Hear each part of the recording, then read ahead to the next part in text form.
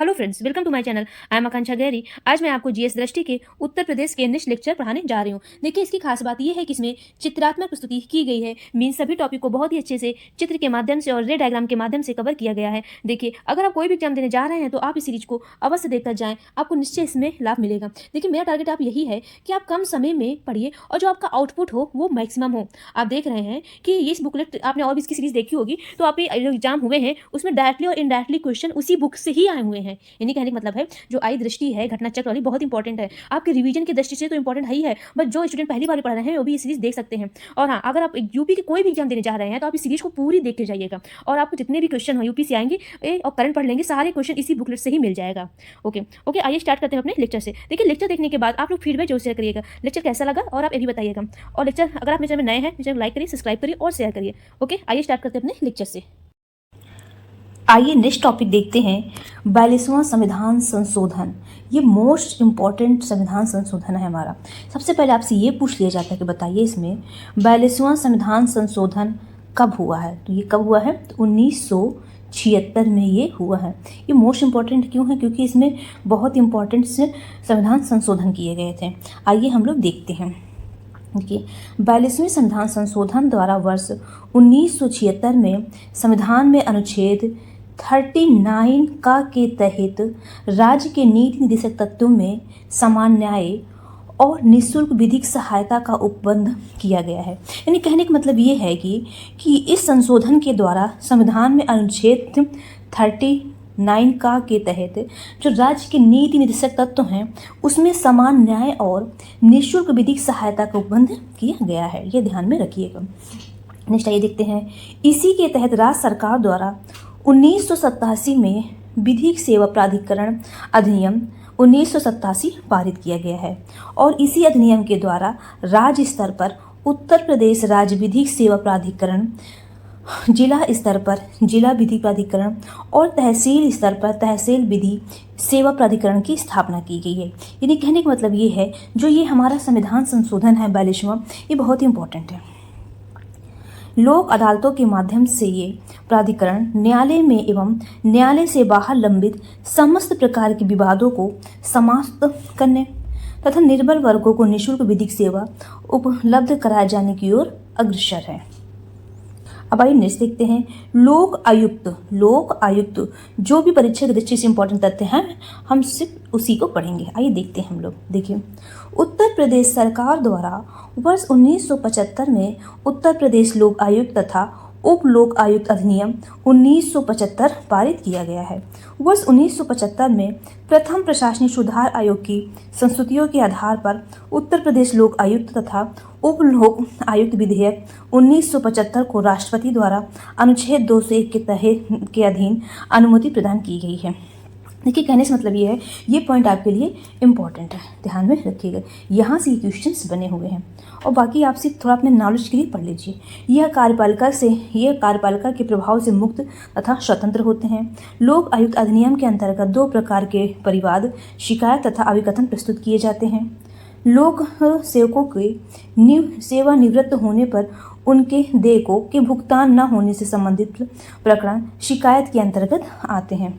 अब आइए नेक्स्ट देखते हैं हम लोग। राज्य सरकार के विभाग के किसी लोक सेवक द्वारा पद के दुरुपयोग या भ्रष्टाचार से संबंधित परिवाद को अभिकथन कहते हैं। अभी हमने वहाँ पे ऊपर देखा था कि ये जो लोक आयुक्त अधिनियम के अंतर्गत 2 प्रकार के परिवाद आते हैं।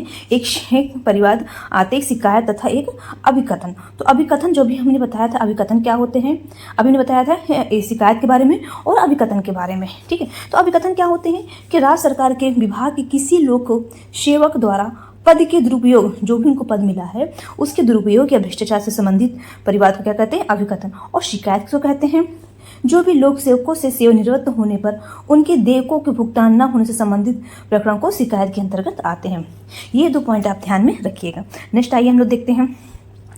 न्यायालय, महालेखाकार, उत्तर प्रदेश विधानमंडल, लोक सेवा आयोग, निर्वाचन, केंद्रीय सरकार के किसी प्रभाग, ग्राम सभा के प्रधान, राज्यपाल, सचिवालय के कर्मियों तथा मुख्यमंत्रियों को लोकायुक्त की कार्य परिधि से मुक्त रखा गया है।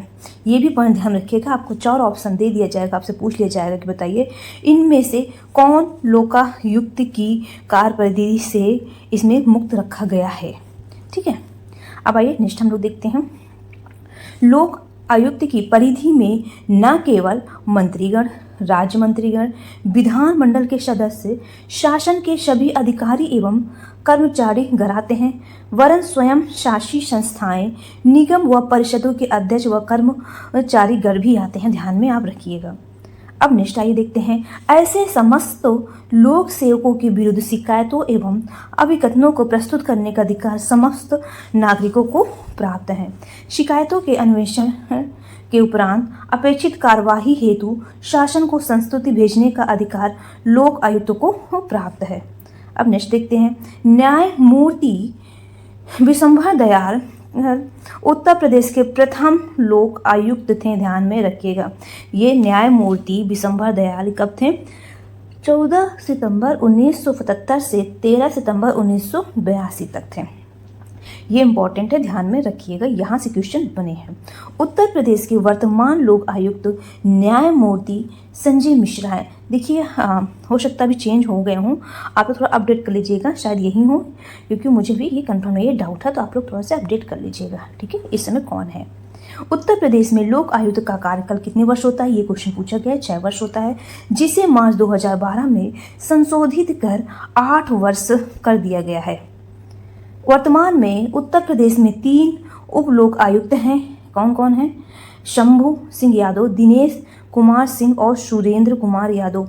इसको भी आप लोग थोड़ा सा देख लीजिएगा, अपडेट कर लीजिएगा, यही है, क्योंकि वर्तमान की बात कर रहे हैं। ठीक है, ध्यान में दीजिएगा। देखिए ये जो टॉपिक है लोक आयुक्त, ये जब मैं आपको पॉलिटी पढ़ा रही थी तो वहाँ पे मैंने ये टॉपिक कवर किया है, लेकिन ये उत्तर प्रदेश से संबंधित था, तो इसमें उत्तर प्रदेश से संबंधित था, तो ये मैं एक बार इसको डिफरेंट टाइप का पढ़ा दी, मतलब उसी से रिलेटेड। अब आइए नेक्स्ट देखते हैं हम लोग। उत्तर प्रदेश के लोकायुक्त, लोकायुक्त कौन है? सबसे पहले तो न्यायमूर्ति विशंभर दयाल है। इनका कार्यकाल इतने तक है, जो कि हमने अभी पहले डिस्कस किए थे। नेक्स्ट कौन है? नेक्स्ट है न्यायमूर्ति मिर्जा मोहम्मद मुर्तजा हुसैन। देखिए इनका कार्यकाल इतना इंपॉर्टेंट नहीं है, क्योंकि आप देख रहे हैं इतना आप याद नहीं कर पाएंगे, तो आप ऐसा करिएगा फर्स्ट और जो भी वर्तमान में है उसका आप ध्यान में रखिएगा, बट इसमें दिया है तो आप एक बार नज़र डाल लीजिए। फिर थर्ड कौन है? न्यायमूर्ति कैलाश नाथ गोयल है। फिर नेक्स्ट आप देखिए, फिर न्यायमूर्ति राजेश्वर सिंह है।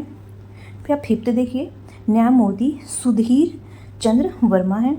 फिर आप देखेंगे न्यायमूर्ति इनके मेहरोत्रा हैं।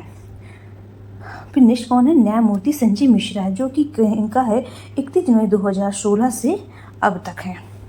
अब देखते हैं उत्तर प्रदेश सूचना आयोग, राइट टू इंफॉर्मेशन। इस यहाँ से एक नंबर के क्वेश्चन हमेशा बनते ही हैं।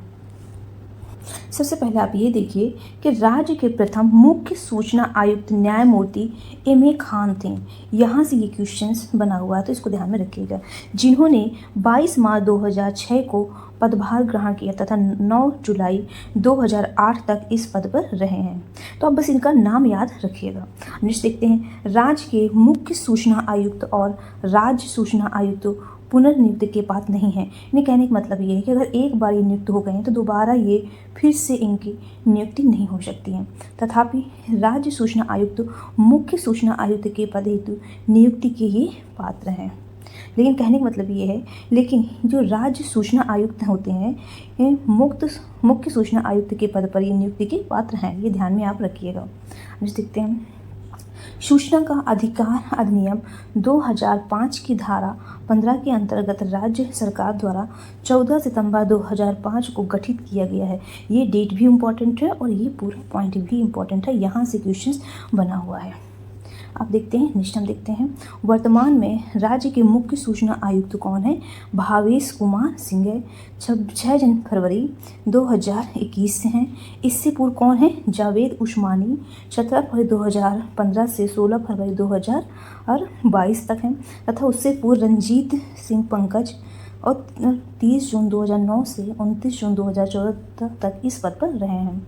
अब हम देखेंगे, देखिए जहाँ पे वर्तमान आया ना, तो आप थोड़ा इस पर थोड़ा देख लीजिएगा यही है, क्योंकि मैंने भी देखा नहीं है तो आप अपडेट मांग लीजिएगा। अगर यही है तो ठीक है, अपडेट करना है तो आप अपडेट कर लीजिएगा, क्योंकि यहाँ से क्वेश्चन ये पूछे जाते हैं नियुक्ति से, कौन है इसमें।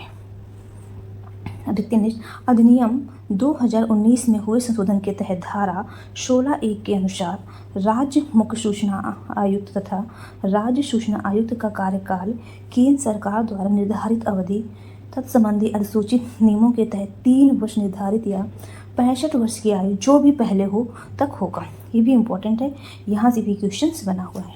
मैंने बताया है RTI, ये हमारे लिए इम्पोर्टेंट हो जाता है ये टॉपिक। अब आइए नेक्स्ट देखते हैं हम लोग राज्य मानवाधिकार आयोग। यहाँ से भी क्वेश्चंस बनाओ। सबसे पहले आप ये जानिए, मानवाधिकार संरक्षण अधिनियम 1993 की धारा 21 के अंतर्गत उत्तर प्रदेश राज्य मानवाधिकार आयोग का गठन 7 अक्टूबर 2002 को किया गया है। इस देखते हैं 4 जून 2021 को इलाहाबाद उच्च न्यायालय के सेवानिवृत्त न्यायमूर्ति बालकृष्ण नारायण को राज्य मानवाधिकार आयोग का नया अध्यक्ष नियुक्त किया गया तथा उन्होंने 5 जून 2021 को पदभार ग्रहण किया है।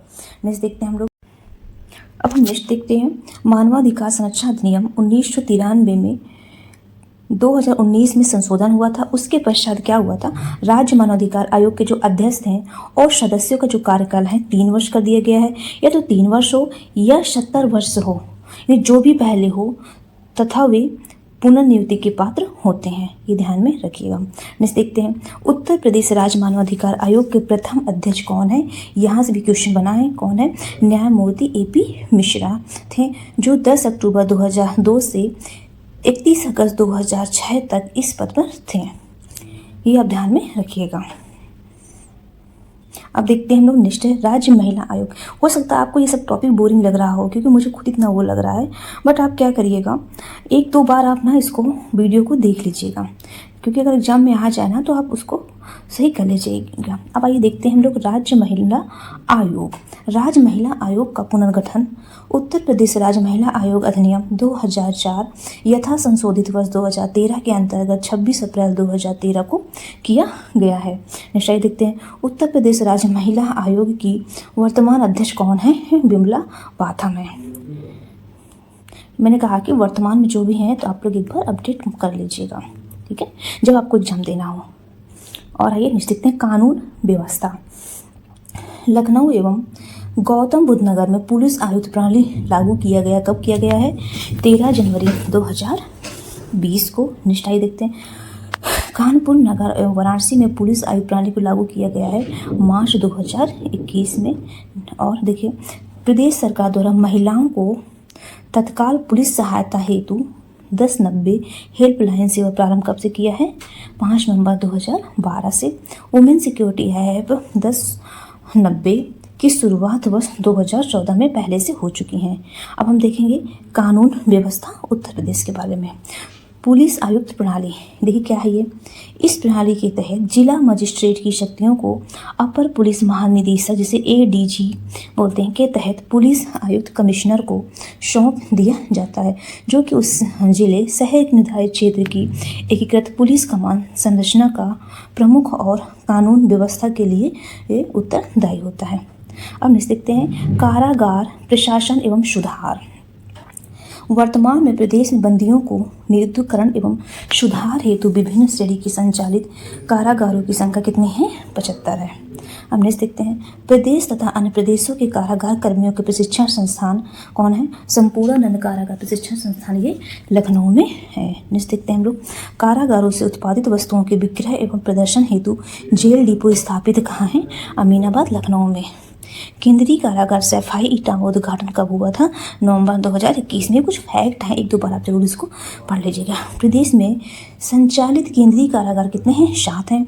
केंद्रीय कारागार आगरा स्थापना वर्ष 1884 वो 1854 है, जो कि 1983 से नया कैंपस बनाया गया है। केंद्रीय कारागार बरेली की स्थापना 1837 है और केंद्रीय कारागार फतेहगढ़ जो है इसका स्थापना 1868 में हुआ था। केंद्रीय कारागार नैनी प्रयागराज में इसकी स्थापना वर्ष आप ध्यान में रखिएगा कितना है, 1869 है। केंद्रीय कारागार वाराणसी की स्थापना 1877 है। मतलब आपको पता होना चाहिए कहाँ कहाँ पे है, ध्यान में इसे रखिएगा।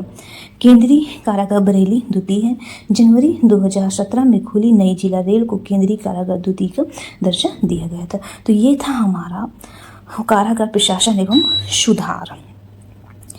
ठीक है, अब आइए नेक्स्ट देखते हैं हम लोग कुछ परीक्षा की दृष्टि से कुछ इंपॉर्टेंट तथ्य आइए देखते हैं हम लोग। वर्तमान में 31 दिसंबर 2022 की स्थिति के अनुसार प्रदेश में 7 केंद्रीय कारागारों के अतिरिक्त 62 जिला कारागार, 2 उप कारागार देवबंद एवं महोबा एवं 4 विशेष कारागार आदर्श कारागार लखनऊ में है, नारी बंदी निकेतन लखनऊ में है, महिला केंद्रीय कारागार बरेली में है, किशोर सदन बरेली क्रियाशील है। नारी बंदी निकेतन लखनऊ, इसकी स्थापना 1860 एवं महिला केंद्रीय कारागार बरेली के अतिरिक्त अलीगढ़ एवं तब फैजाबाद अब अयोध्या में महिला कारागार की स्थापना किए गए हैं। 1 वर्ष से अधिक अवधि के सिद्ध दोष अल्प वयस्क बंदी जिनकी उम्र 19 वर्ष से कम है 23 वर्ष की आयु तक किशोर सदन में निरुद्ध किया जाता है। ये सब चीज़ें हैं, इसमें क्वेश्चन बनते नहीं हैं। क्वेश्चन वहाँ से बनते हैं जो करंट में चल रहे होते हैं, बट इसमें दिया तो आप 1-2 बार पढ़ लीजिएगा। उपयुक्त के अतिरिक्त केंद्रीय कारागार नैनी एवं 17 जिला कारागार परिसरों में पृथक अल्पवयस्क कारागार स्थापित हैं। पर्यवेक्षण एवं प्रशासनिक सुगमता की दृष्टि से प्रदेश के कारागारों को 6 कारागार क्षेत्रों आगरा, मेरठ, बरेली, लखनऊ, प्रयागराज तथा गोरखपुर में विभाजित किया गया है। कारागारों के निरीक्षण बंदियों को साक्षर किए जाने हेतु ये इम्पोर्टेंट है। एक पढ़ाई एक तथा एक नया सवेरा कार्यक्रम सभी कारागारों में संचालित है। आतंकवादी हमलों से निपटने हेतु प्रदेश में एक commando training school Anaura Lucknow में बनाया जा रहा है, जबकि अंतरिम व्यवस्था के रूप में पुलिस लाइन परिसर कल्ली मोहनलालगंज लखनऊ में कमांडो ट्रेनिंग स्कूल का संचालन किया जा रहा है। वर्ष 1947 से स्वतंत्रता संग्राम सेनानी पेंशन अनुदान योजना आरंभ की गई है। कालांतर में पेंशन अनुदान हेतु पेंशन नियमावली प्रख्यापित की गई जो 6 अगस्त 1975 से प्रभावी होगी। लोकतंत्र रक्षकों आपातकाल के दौरान लोकतंत्र की रक्षा में योगदान देने वालों को सम्मान राशि एवं अन्य सुविधाएं प्रदान किए जाने हेतु उत्तर प्रदेश लोकतंत्र सेनानी सम्मान अधिनियम 2016 लाया गया है। वर्तमान में उत्तर प्रदेश के स्वतंत्रता संग्राम सेनानियों एवं उनके आश्रितों को कितने रुपए देख रहे हैं आप 2176 रुपये प्रतिमाह पेंशन, लोकतंत्र रक्षक सेनानियों आश्रितों पति पत्नी और यथास्थिति को 15,000 रुपये प्रतिमाह सम्मान राशि प्रदान की जाती है। स्वतंत्रता संग्राम सेनानी कल्याण परिषद की स्थापना फरवरी 1973 में की गई थी, जिनके पदेन अध्यक्ष मुख्यमंत्री होते हैं। उत्तर प्रदेश स्वतंत्रता सेनानी कल्याण संस्थान लखनऊ की स्थापना 1976-77 में की गई थी। प्रदेश के वृद्ध एवं निराश्रित स्वतंत्रता संग्राम सेनानियों के लिए आवास एवं भोजन की व्यवस्था करने के उद्देश्य से लखनऊ में एक सेवा सदन की स्थापना की गई थी। ओके फ्रेंड्स, आज के लिए इतना ही करते हैं। नेक्स्ट लेक्चर कंटिन्यू करेंगे। लेक्चर कैसा लगा आप लोग फीडबैक जरूर शेयर करिएगा। थोड़ा सा ये टॉपिक आपको बोरिंग लग रहा है क्योंकि मुझे खुद ही लग रहा है, तो आप मैंने बताया है कि इसकी 2 बार पढ़ लीजिएगा और जो भी आप करिएगा ना करंट से अपडेट होकर वो आप पढ़िएगा। ठीक है, ओके फ्रेंड्स, थैंक यू।